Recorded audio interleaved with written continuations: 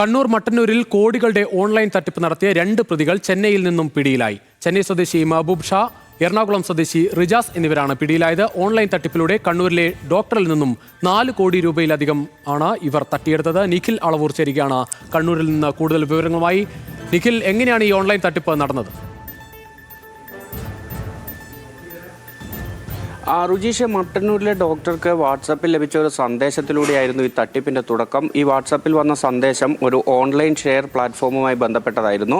ഇതിലേക്ക് പണം നിക്ഷേപിക്കാൻ ആവശ്യപ്പെട്ടു. ഇങ്ങനെ നിരവധി തവണയായി നിക്ഷേപിച്ച 4.43 കോടി രൂപയാണ് ഡോക്ടർക്ക് നഷ്ടമായത്.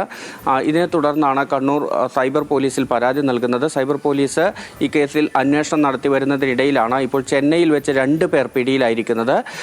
ചെന്നൈ സ്വദേശിയായ മെഹബൂബ് ഷാ, ഒപ്പം എറണാകുളം സ്വദേശിയും ചെന്നൈയിൽ ഇപ്പോൾ താമസക്കാരനുമായ റിജാസ് എന്നിവരാണ് പിടിയിലായത്.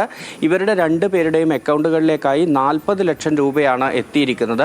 പോലീസ് ഇക്കാര്യത്തിൽ വിശദമായ അന്വേഷണം തന്നെയാണ് നടത്തിക്കൊണ്ടിരിക്കുന്നത്. പോലീസ് പറയുന്നത് 10 സംസ്ഥാനങ്ങളിലായാണ് ഈ കേസുമായി ബന്ധപ്പെട്ട പ്രതികൾ ഉള്ളത് എന്നതാണ് ഇപ്പോൾ മനസ്സിലാക്കാൻ സാധിച്ചിട്ടുള്ളത്.